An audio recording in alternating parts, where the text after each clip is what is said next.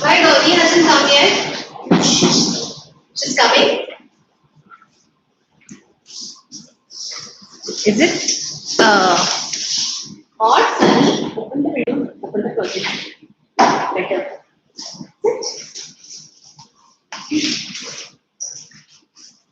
Let there be nice natural light, otherwise it feels very dull.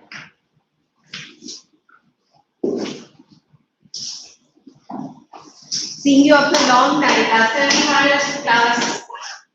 It was a 2-hour class. We did grammar, and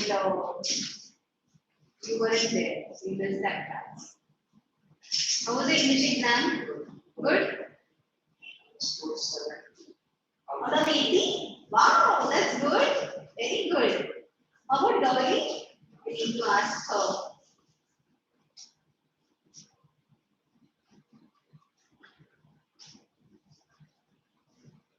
Do you have your English paper? Did you get your English paper? I don't know right now. Yeah, next time. Did you get your English paper?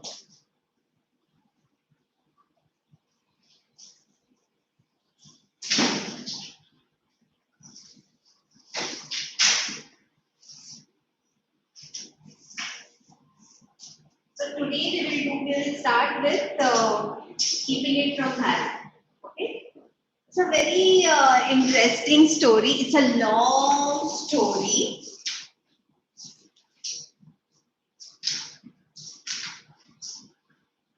Have you done this in school? Okay.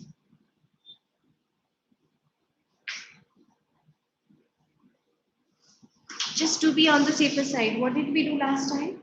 What? Grammar, prepositions, and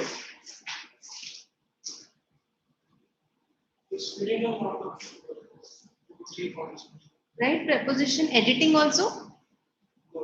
Gap filling editing? No.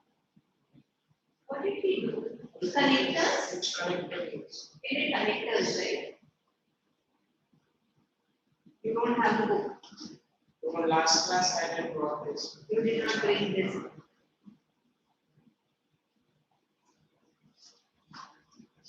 Should we wait for a...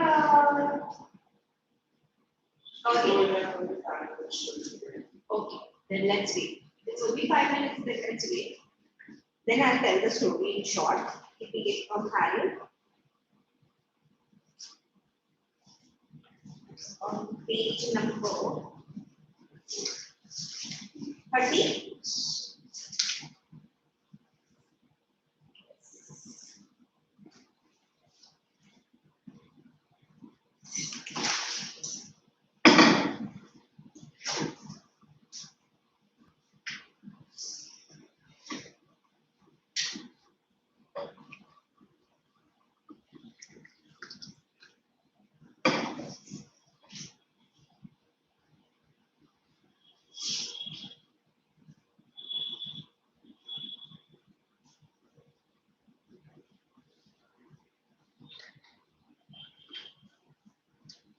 They had asked questions from the play as well. Yes? So actually, they took that paragraph idea.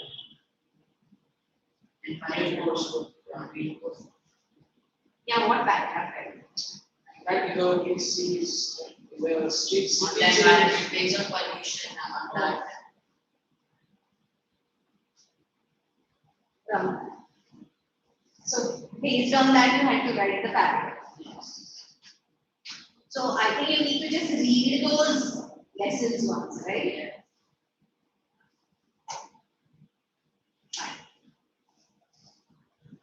Now taking it from Harold.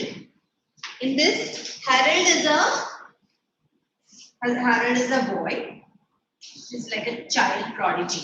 Any idea what is a prodigy? He was like brilliant. Child prodigy is, at a very young age, you must have seen these young children. They can multiply big numbers. They can multiply. They can do the additions. So it's just that brain is wired that way. They can spell number, big words. They know the meaning of big words. So he was basically a child prodigy. You know, very good with written content. He could read, he started reading at a very young age. He could speak very well. He was very prim and proper and very studious, scored, like perfect marks every time. He was born to these parents. His father was actually a boxer, and his mother was she was a housewife. Now, we are talking about a story which was written some 100 years ago, 150 years ago. Okay? He was a well-known boxer.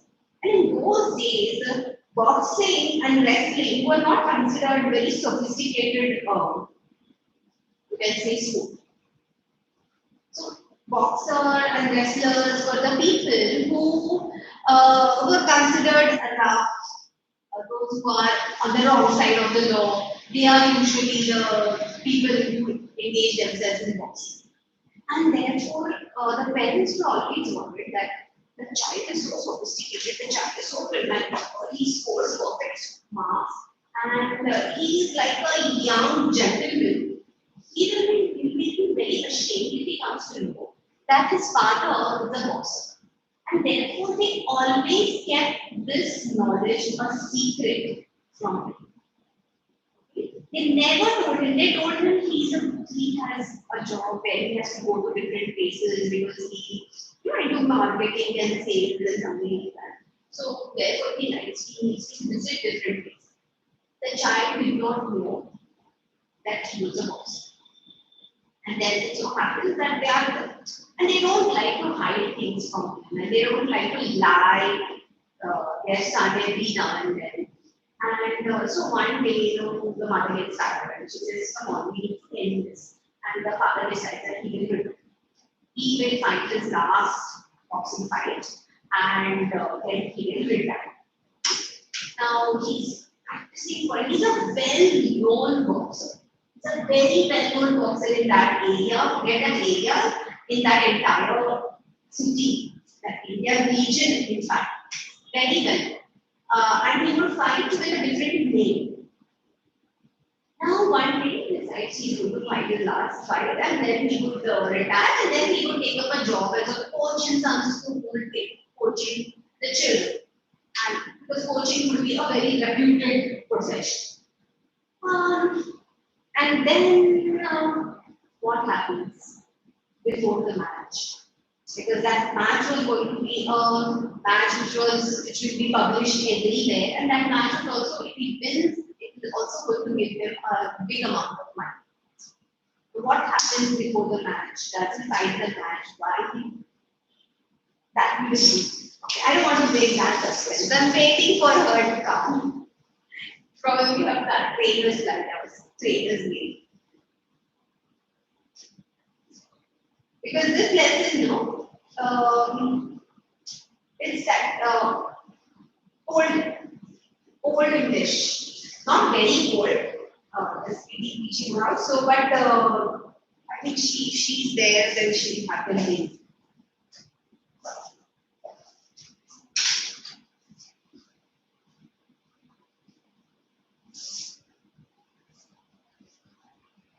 It's a long one. We can't finish it in one period, definitely not.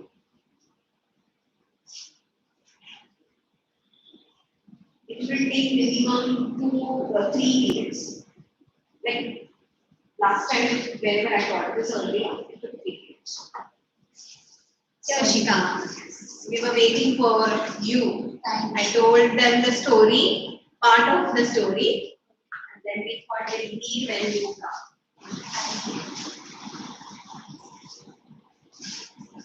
How was the English paper? Decent? Decent. How was yours? Okay.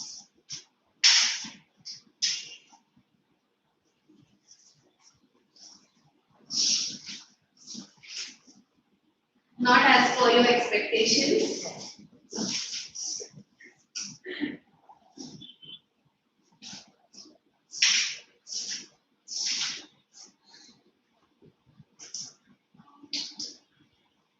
Should we leave? Yes. Should we start with you? Mrs. Ramble. Mrs. Bramble looked up, beaming with a kind of enviable fancifulness, a domestic creature wrapped up in a ill-will husband and Harold herself. Fat-headedness, here it is given foolishness. So somebody called her Ma and Mrs. Bramble. So there are three characters. One is Mrs. Bramble, and then her husband. What's his name? Bill. And their son is Harry. At the present moment, only the latter was with her. He sat on the other side of the table, his lips gravely, but Now at the moment, who was with her? Only the latter. That is her son, Harry. and his eyes were full cloudy behind their spectacles. Before him, on the red tablecloth, lay an open book. His powerful brain was screaming busy. Yes, dear. Will you hear me? Mrs. Bramble to the book. Yes, mother. Will you hear me? Yes, mother will hear you, precious. Aside from the smoothness of marred the smoothness of the Lord's fragrance glow. It jarred upon him this habit of his mother's of referring to herself in the third person as if she were addressing a baby, instead of the young man of 10 who had taken the spelling and dictation prize last term on his head. Okay. So, what do you say? A slight frown marked the smoothness of his brow. That is, he never liked that his mother. See that last previous sentence. Yes, mother will hear you, precious. The mother is saying, yes, mother will hear you, as if mother is a mother person. So he used to not like his mother's habit of referring to her as a third person, as if she's talking to a young, small baby. Now, he was a grown-up boy, he was 10 years old, who had taken dictation and spelling prize on his head. He had won the dictation and spelling prize, and he was very good at most of the learning activities. So he used to think he's a very grown-up man, person, and he would like when his mother would talk to him as if he's a baby. He cleared his throat and fixed his eyes upon the cut glass hanging of the chandelier. Be good. He heard his because he was going to recite something to his mother, and he looked up at the chandelier. Be good, sweet bread. He began with the wondrous rapidity affected by youths of his age when reciting good. You do study so hard, dear. You will give yourself a headache. Why don't you take a nice walk by the river for half an hour and come back nice and fresh? The spectacled child considered the point for a moment, then nodding, he arranged his books in readiness for his return and went out. The front door was closed with a laborious softness. He very politely closed the door. He arranged his book. Mother said, "See, you study so hard. You get a headache. Go take a nice walk along the river and come. Fresh. You get fresh air and you feel more refreshed." So he considered it. He agreed that yeah, that is a good suggestion. He did not just leave it on the table. The books. He arranged the books, kept it properly, neatly, then stood up and then walked. Did not bang the door open. Did not bang the door closed. politely he closed the door and walked out. So that tells us how Harold was. Though he was just 10-year-old, he was a very meticulous, very neat, and a very you know mature child. Neat. Is it? It was a constant source of amazement to Miss Bramble Mrs. Bramble. that she should have brought such a prodigy as Harold. Harold into the world. Harold was It was a constant source of amazement. She herself wondered, how did she give birth to a prodigy like Harold? Okay. Harold was so different from ordinary children, so devoted to his books, such a model of behavior, so altogether admirable. The only drawback was that his very perfection had made necessary a series of deviations and even deliberate falsehoods on the part of herself and her husband, highly distasteful to both. They were lovers of truth, but they had realized that there are times when truth must be sacrificed. At any cost, the facts concerning Mr. Bramwell's profession must be kept from Harold. So this is that she always wondered how did she give birth to such a perfect child. He was, so different from ordinary children. He was devoted to his books. He was a perfect his behavior, model behavior. Okay, he had this perfect behavior. It was very admirable. Everything about him. And because he was the only drawback of having such a perfect child and a brilliant child was that they thought that they cannot disclose, they cannot tell him the profession of his father, Jim's profession. Therefore, they always had to lie about his profession, which they did not lie. They were the lovers of truth. They always spoke truth. They never hid anything from anyone. But they thought that this fact, the profession of his father, should not be disclosed. While he was a baby, it had not mattered so much, but when he began to go out and take notice, Mrs. Bramble said to Mr. Bramble, "Will, we must keep it from Harold." A little later, when the child had begun to show signs of being about to become a model of goodness and intelligence, and had already taken 2 times at the Sunday school, the senior curate of the parish, meeting Mr. Bramble one morning, said nervously for after all, it was a delicate subject to notice. Bramble, I think, on the whole, it would be as well to keep it from Harold.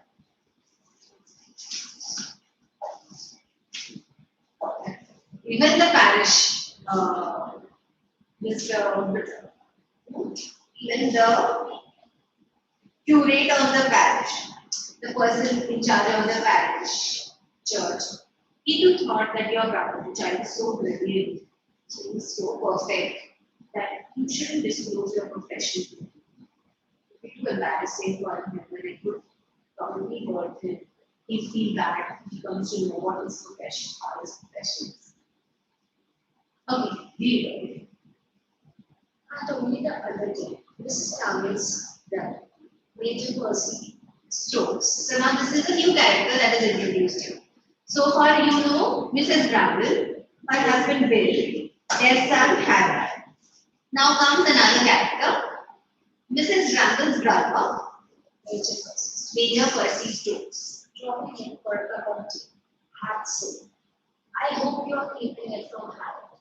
It is the least bit, and I've gone on to make one or two remarks about men from Prague, which considering that his wrath means angry, very angry. Considering that his reports are illustrated with Mr. Bramble's butler toast were product and taste. But Percy was like, and he said that he liked the sound of his own voice. So, what is the meaning of he liked the sound of his own voice?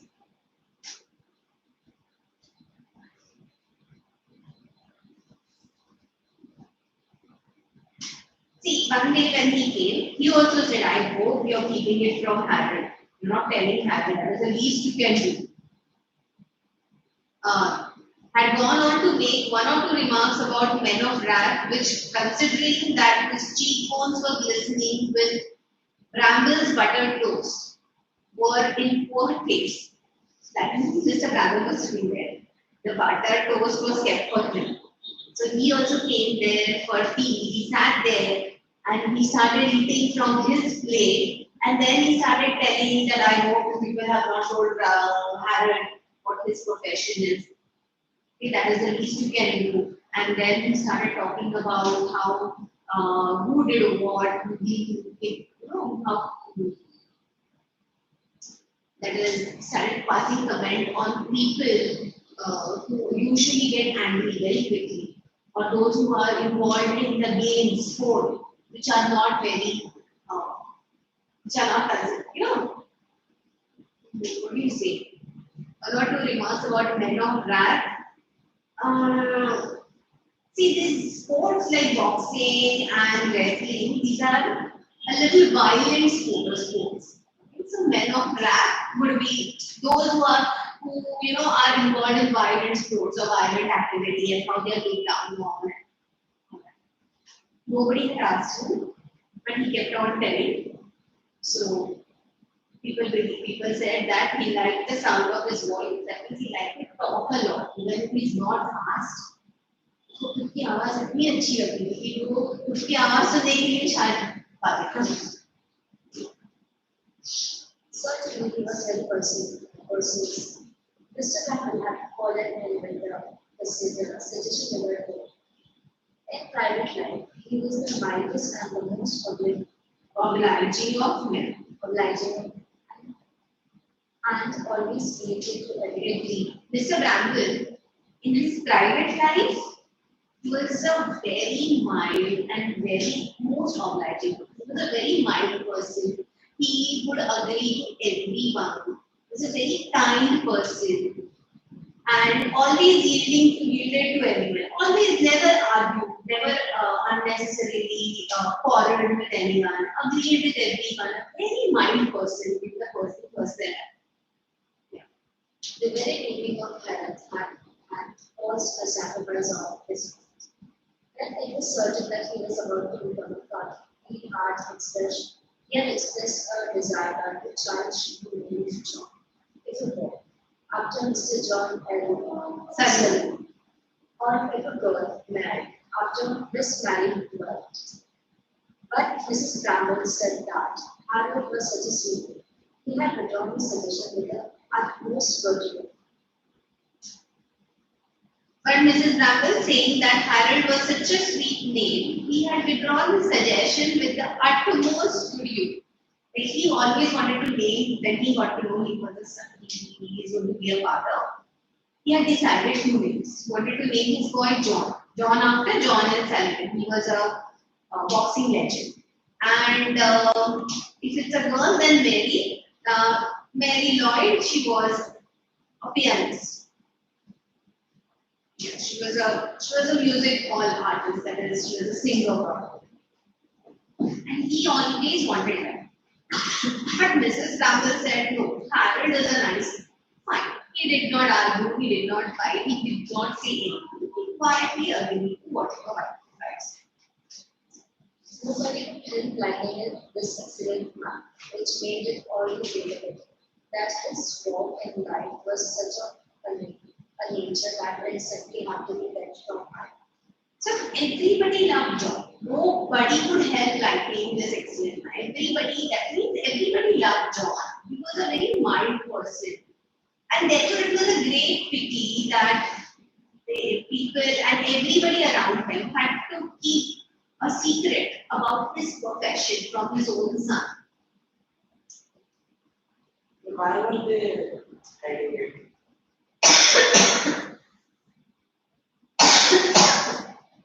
That is the fun part. They thought that his profession is not a very great profession. It's not a very reputed profession. It's not a very classy profession. The boy was too perfect. He was going to best of the school. He was scoring best of the marks. And therefore they thought, and then others come to know that his father is follows that profession, if every others from the school come to know what profession his father follows, then it would be too shameful because all the other children, probably their parents are all educated and doing some so-called reputed jobs. Now, his father was whatever he was doing, earning well because he was going to the best school, best private school. But still, his profession was not according to them. According to them, the parents themselves, the mother and the brother's brother. And see, so it's see what happened. He was a professional boxer. That was a term. Before the coming of Harold, he had been proud of being a professional boxer. His ability to face his fellow man in the eye while apparently meditating an attack on his stomach and vice versa had filled him with a genuine blow. Low of self-satisfaction. You understood what it means? He, before coming of Harold, he was extremely proud of his profession. What was his profession? He was a professional boxer. He had the ability to reach his fellow mate man in the eye while appearing to hit the stomach.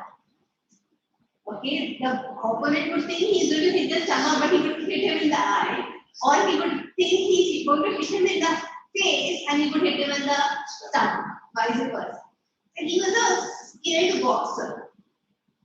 Self-satisfaction which comes to philanthropists and other benefactors of the species. Okay, he had filled him with that genius look. You know, his sport and the way he would play and how good he was in it would give him the satisfaction that a philanthropist. You know, if I donate, suppose if I donate 1 crore rupees, the kind of satisfaction and glow I would feel for donating 1 crore, I must have 20 crores. Okay, only then I can donate 1 crore. So when somebody donates 1 crore, he has at least 20 times or 100 times more than that. Or in today's situation, I will donate 1,000 probably. Go be as again or what. What I'm trying to say is when I donate, how good I will feel that I've done such a charitable work. That kind of glow and pride he would feel by his own sport. It had seemed to be a thing on which to congratulate himself that of all the drugs he made millions, there was not a man being 8 stone 4, whom he could not overcome in 20 long moments.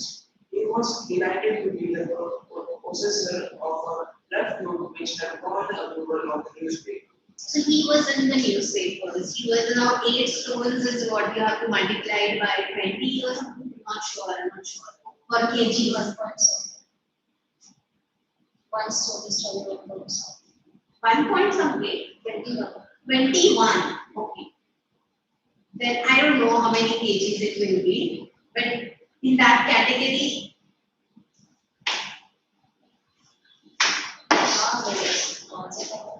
Yes. 21 points.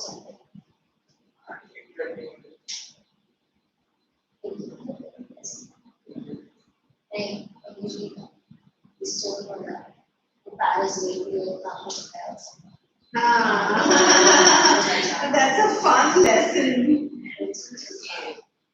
You had that last year. Yes. The Paris way. 8 stones is 50.8 kilograms. हाँ तो वो कितने stones थी? She was some big number. She was above 100 kgs.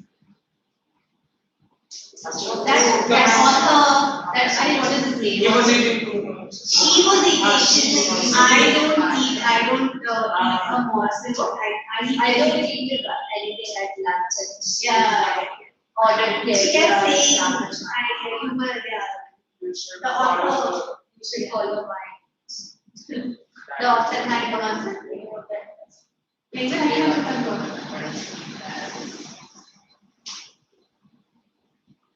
I only remember this, the man ordered.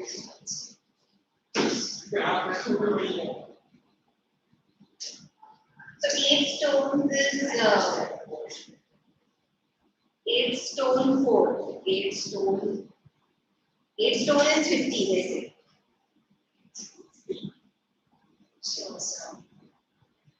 over 100.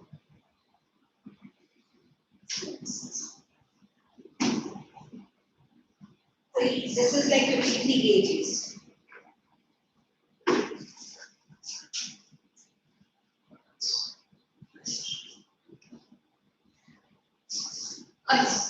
The box.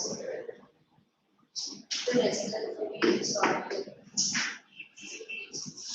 Yeah, they have to have in that category, 53 kgs, 60 kgs. Mary Kom was in 48 kg bruised.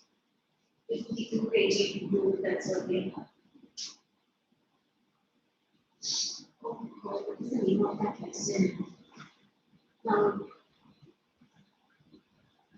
forget it. there was a fun lesson. I could It was a fun lesson. I enjoyed it.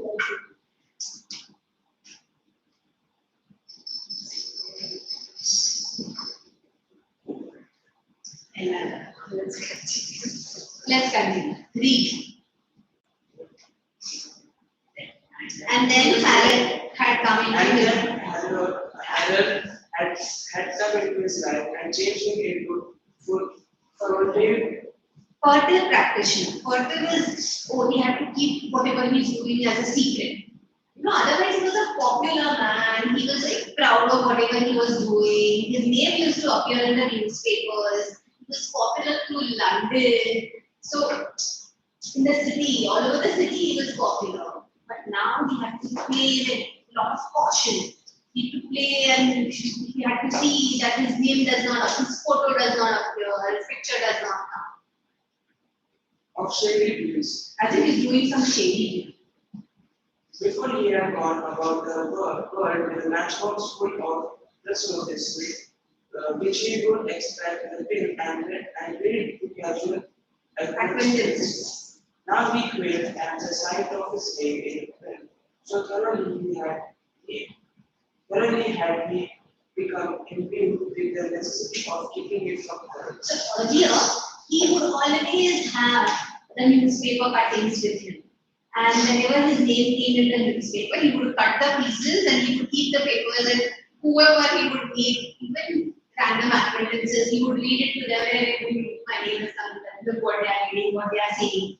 Now, if his name appeared anywhere in the newspaper, he would not read it, not see it, make sure that the newspaper does not come home and his son does not hear it.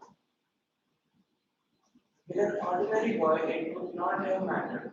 However, Edward was different. Secretly proud of him as they were, both big and his wife were little afraid of their wonderful child. The fact was, I spilled himself to it. Harold was showing a bit too much class for them. He had formed a corner in ways as far as the Bramble family was concerned. They had come to regard him as being of a superior order. The parents already thought he was a little too classy for the parents. He was so perfect. He would dress perfectly, he would eat perfectly, he would study, he would score full perfect marks. And they only thought the child is too perfect. And they in their brain had formed this notion that he is far superior than them. And therefore they thought that the profession that he is following is too ordinary, too not classy or sophisticated. And therefore they did not want to tell the profession to their son. Yet Harold defined Yes. Yet Harold defined the laws of entities and had learned to intellect as his father had learned to master. He had learned to read and write with amazing quickness. He sang with the choir. And now at the age of 10. See, Harold had defied heredity. Like usually, father is strong, the child is strong. But this time, the father had taken to muscle and the child had taken to read. He learned to read and write very quickly. He was very intelligent. He even sang in the choir, so he could sing, he could play music, he could read, write, spelling. He was good with intelligent things. Yet Harold And now, at the age of 10, a pupil at a local private school where they wore motorboards and generally comported themselves like young dogs. He had already won a prize for spelling and dictation. You simply could so this year he went to a private school. Now, in European countries, private school is really expensive. It is for the only those who can pay well can go to the private school. So he went to the private school, wore motorboards, that means a proper uniform. The other schools don't wear. Uniform means not the ordinary uniform, a very perfect uniform. And generally comported them like young dons, generally behaved and conducted them as if they are the superior people. So he had, and in that school, he had already won spelling and dictation prizes. So he was even top in those private schools where he studied. You simply couldn't take a boy like that aside and tell him that the father whom he believed to be a commercial traveler was affectionately known to a large section of the inhabitants of London. As young Paul, there were no two ways about it. You had to keep it from him. Okay, so they thought he is in such a sophisticated crowd, he cannot come to know that his father is everywhere popularly known as young Paul, a boxer. A boxer. That was his name by which he would play. And they thought we have to hide it from him. So Harold grew in nature and In stature. Grew in stature and intelligence. Stature is the status. In their parents' mind, in his parents' mind. Right? So Harold grew in stature and intelligence, without the suspicion of the real identity of the square-jawed man with the irregularly shaped nose, who came and went mysteriously in their semi-detached red brick home. He was a self-centered child and, accepting the commercial traveler fiction, dismissed the subject from his mind and busied himself with things of more moment and time supplied slipped by. And time slipped by. So he says that. So they decided they will tell that his father, what was he? What did they decide? What had they told Harold? His father is a commercial driver. Okay. So, Harold started going. He grew in stature, intelligence, and he never suspected the true identity of this man who looked very stout, had a nice square jaw, had a little broken nose. He just saw, okay, he came and went mysteriously in a semi-retired. He just saw his father came, okay, fine, went fine. He was a semi-detached man. He observed whatever was happening in the house. He never bothered to know whether his father is he was like, okay, he's a commercial traveler. He believed that fiction. It was a fiction, right? It was not true. He believed it because he was not interested in them at all. He was more interested in the matters of the moment, that is matters that are more important. His reading, his learning, he was more engrossed in that. He was a very self-centered person. He would sit with his books. He had this thick glasses. So he would just sit and read words, novels, books, music. He could only do that. And time slipped by. He never bothered. Okay, fine. Commercial travel. मैं कोई अपना doctor भी नहीं बन सकती.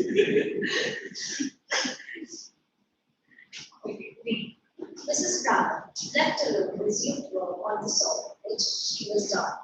For the first time since Hammond has reached years. You understood so far? Now we come back to that same day where she had sent him back out. Remember that day he asked her. He asked her, will you listen to my poem? Then he started saying the poem. Then she said, why have you studied so much? Go take a walk and come. Okay? उसके बाद they have told us the whole story, and now we come back to that same day. Okay? Mrs. Bramble is left alone now. Why? Because Harold has gone to take a walk. For the first time since Harold has reached years of intelligence, she was easy in her mind about the future. A week from tonight would see the end of all her Anxiety. On that day, Bill will fight his last fight. The 20th round. The 20 round contest. In that, American Murphy at the National Sporting Club, for which he is now training at the White Hart Hospital. He had promised that it would be the last. He was getting on. He was 31 and he said himself that he would have to be chugging the game before the judge. His idea was to retire from active work and apply for a job as an instructor at one of these big schools or colleges. He had a standard regard for respectability and sovereignty, sobriety, and all other qualities which headmasters demanded in those who taught their young children books and several of his friends who had obtained similar posts described the job in question as extremely so that it seemed to Mrs. Darwin that all might now be considered well. She smiled happily to herself as she danced her steps. Will you watch Young Sheldon? Have you watched Young Sheldon?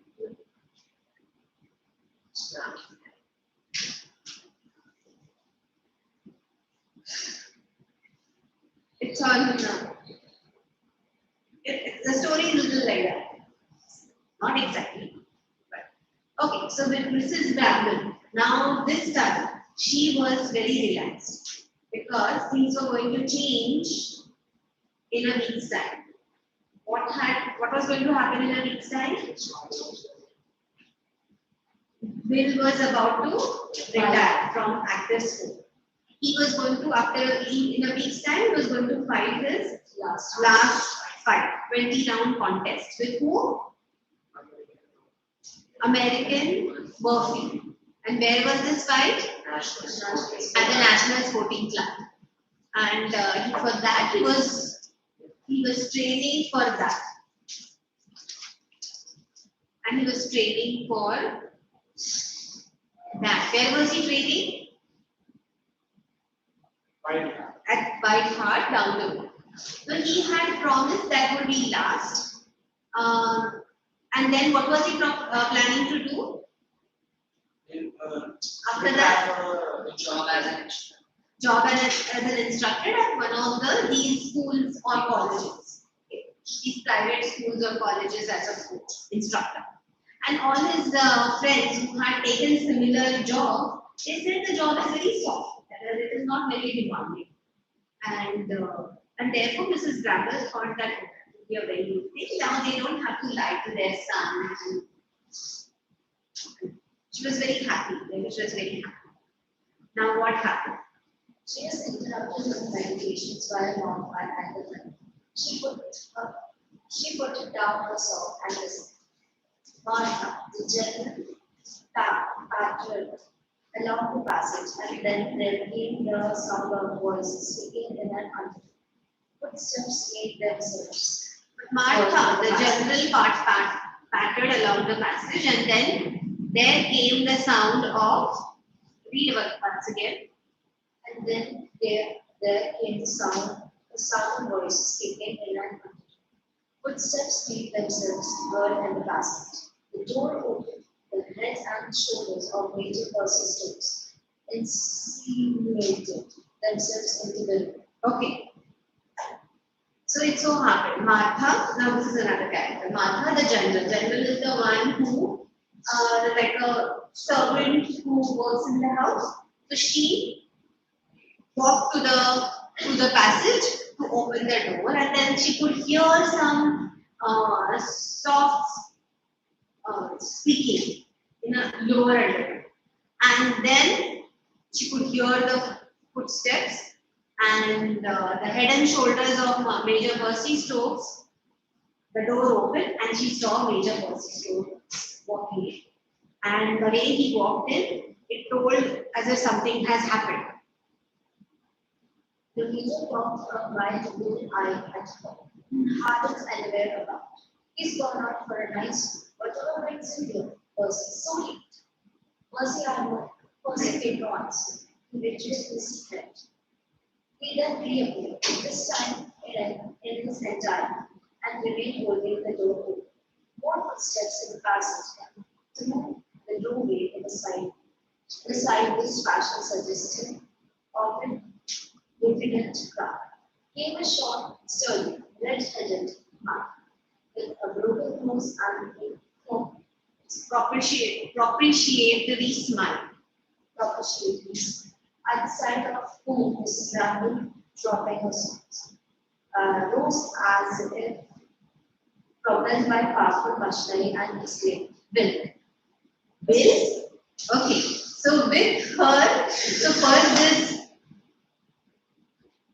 Percy came. He asked this Harry anywhere. She said, no, he's gone for a nice walk. He said, okay, then that's fine. She went back in, opened the door, kept the door open. Now he entered, said, come. And then as he came, they could hear the footsteps and came in the sturdy red-headed man with a broken nose and with a very endearing smile. And when she saw him, she was shocked. And she stood up. She said, Bill, what are you doing? Where was Bill actually? Where should have been Bill? Bill should have been at this that White Hart. He should have been at White Hart practicing for the match. But instead of that, she saw him and there they were so strict that they would not allow him to go anywhere. He would like stay there and practice. And so she was very surprised when she saw Bill. Mr. Brown, for it was he, scratched his head, grinned deeply, and looked at his eloquent assistant to Major. Okay. Mr. Bramble, when he saw looked at his wife, he just scratched his head and then looked at the Major Percy for his assistant. The scales have fallen from his eyes. What scales? Demanded Mrs. Bramble. A little minded woman. The scales have fallen from his eyes. He was trying to talk in a metaphorical language. The scales have fallen. मतलब उसकी आँख से पर्दे उड़ गए हैं. That is what he meant. The scales. His eyes were covered with scales, and now they have fallen. But the wife is she is not understanding what he's talking. What scales? She asked.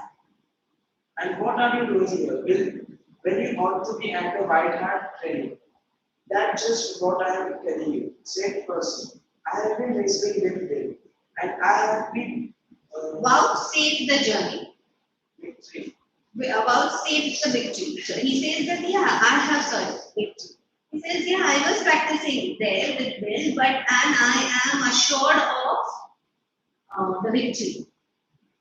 You, said Mrs. Campbell, with uncomplimentary Astonishment. letting her gaze wonder over her brother's reading form. Okay. He said, he was practicing with you.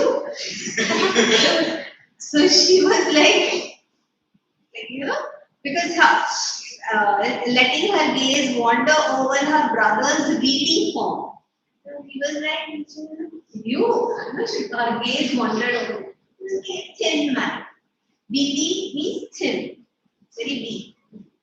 Jellyfishers hard said Mr. Bramble, almost gently, we don't like people coming around talking to a man he's training unless he introduces them or they are his projects. After that, I can come. Okay, then now Jerry Fisher. Jerry Fisher was his trainer. He was a Bill's trainer. Bill had a trainer. So his trainer was Jerry Fisher. He says he's a hard man. He doesn't allow anyone to come close to me while he's training. It has to be either a person he knows or a news station. Only then. Otherwise, nobody is allowed there while they are training. After that, I came alone. But I wrote the letters and I said the tracks. Which of the tracks was that snap? Was it that snatched you from the primrose path? So he says that, yes, he says that Jerry, that what's his name, her brother, Percy.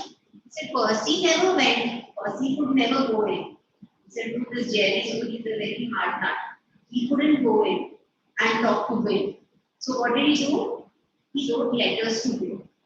Okay? He wrote many letters, not just one. So person cannot meet, but letters can go. So he wrote many letters and sent the tracks.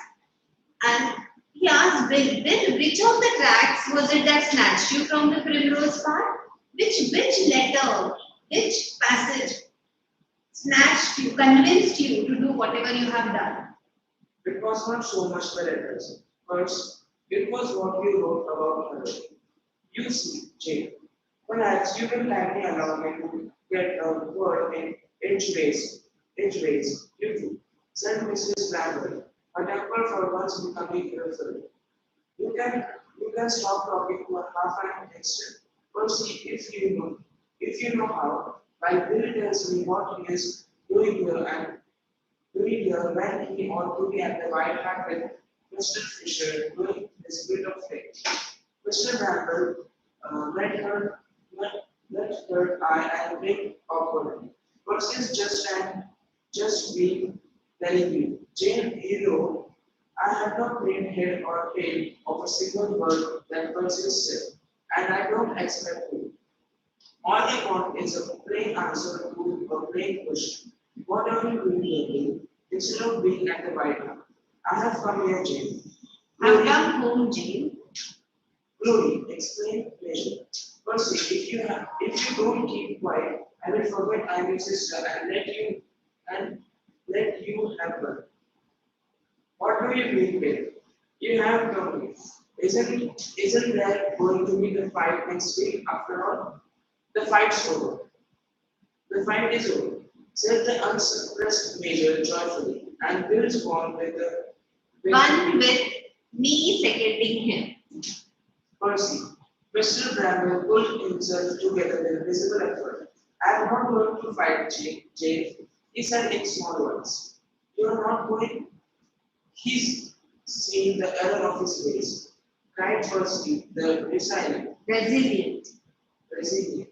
She had told him not to talk. She said, don't talk because I am not understanding whatever you are saying. If you talk again, I will forget that you had a sister and you have one. So therefore, but even then he did not hear. He kept on talking. So that therefore they're saying he's being called resilient. Even if you are asked to shut him, asked him to shut up, he doesn't shut up. Why? Like the sound of his voice. That's what's his God anger. At the 11th hour. Oh, I have waited for the joyful moment. I have watched for it. You're not going to fight. Mr. Bramble, avoiding his wife's eyes, shook his head. And how about the money? What's money? Said the major scornfully. You What's money? So he said, what's money? You're fighting for money? He said, no, what's money? He said, because Major has convinced him not to fight. He has written him letters and told him not to fight. So no, she was expecting that last fight was going to get them good amount of money. What's money? Said the Major scornfully. You ought to know, snapped Mrs. Bramble, turning on him. You have borrowed enough of it from me in your time. The major waved a hand in a bounded silence. He considered the remark in poor taste. How about the money? Repeated Mrs. Bramble. Goodness knows I have never liked a professional, Bill. But but there is this to be said for it. That it's earned you good money and made it possible for us to get Harold as good an education as any You ever has you ever had. I am sure. So she says, I never liked your profession, but there was one good thing about it. It paid us well. And because of that, we could give good education, as good as a duke would have, or, a person from a royal member would have. And you yourself said that the 500 pounds you were going to get if you this Murphy and Beat this Murphy, beat this Murphy and even if you lost it, would be 120.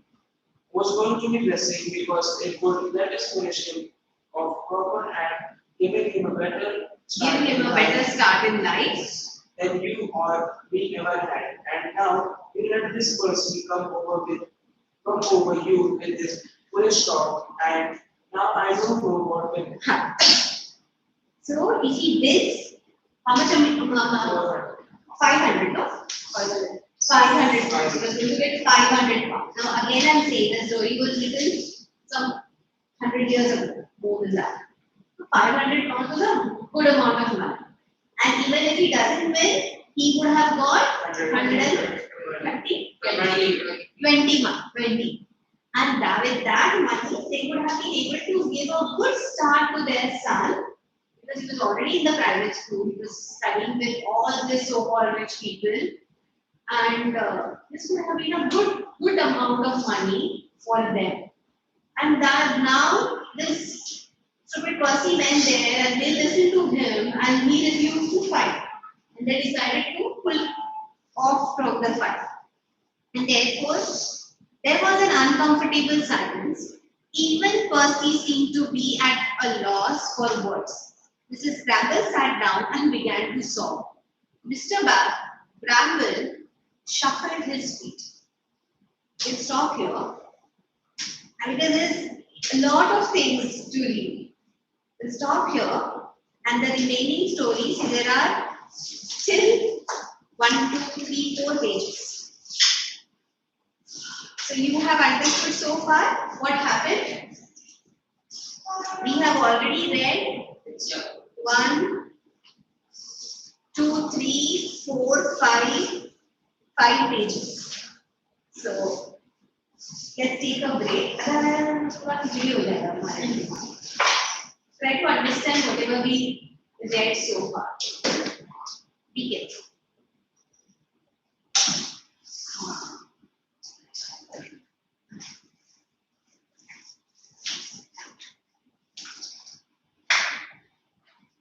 Okay, let me ask whatever you have understood so far. Okay.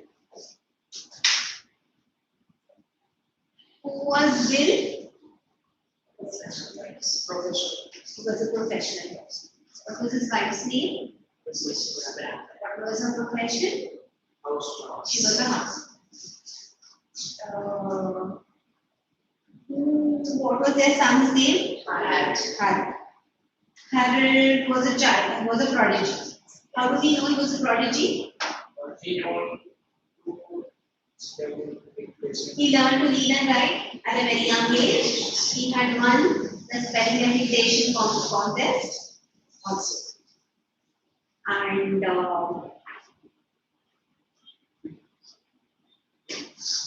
he was devoted to books. Where had he gone? Where did Mrs. Bramble ask him to go? Bye. Okay, bye. Why?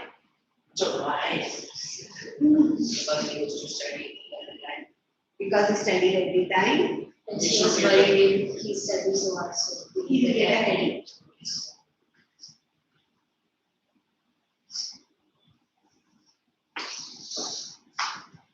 Why did they hide his profession? It could be shameful for that's his parents, not reputed. okay, did not follow a reputed profession. So therefore, what was he told? What his father was? Commercial. Traveler. Okay. What was this bill affectionately called? Young Pope. Young Pope. Yes.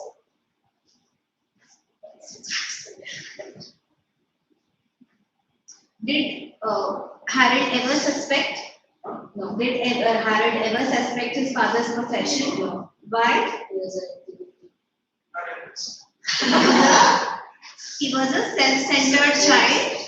He was a very self-centered child and never paid much attention to what? Never paid attention to his father.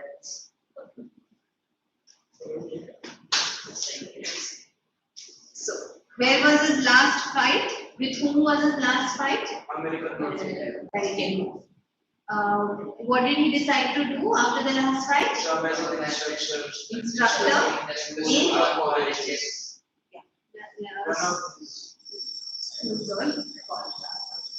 and where was he practicing? White White Hart. Okay. And how much was he going to earn if he did? And if he lost? 100.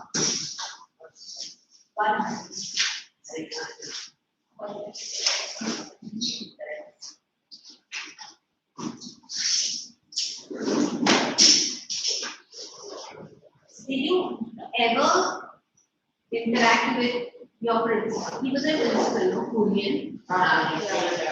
He retired. When did he retire? Acha, that time. So you never had any interactions. You had? How was he? Nice. He was nice. He was very nice. Like how? It's in my class. I gave my notebook for correction to my ma'am, and she was scolding me because I wrote something wrong of spelling it. And she was scolding me, and she was sitting in front, and from behind, the principal entered the house, Entered the class, and then everyone. The luncheon. And everyone greeted him. And then the teacher told the children, why are you making fun of me or why are you waiting? And means I was standing in front of her, so she couldn't see that he has entered the class. And then she also stood up and Sorry. Then what did he say? He laughed. It's very nice. Rather than this headmistress. Was he strict? No. no. Only when guests would enter the school. Okay. Only that. Thank you. Bye. Bye.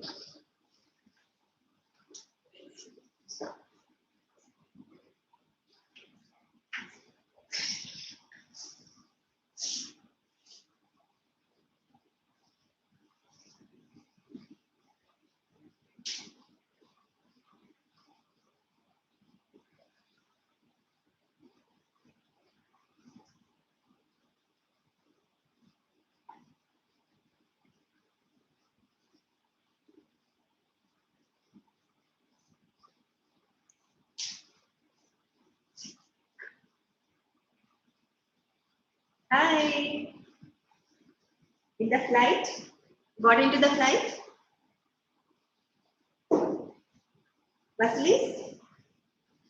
Okay, chal, bye. Okay?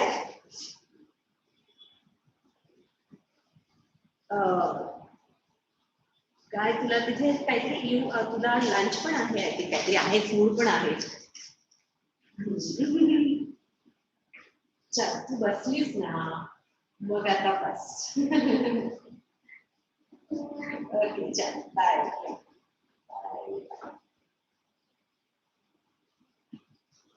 काय रे कोण येणार आहे की नाही आज का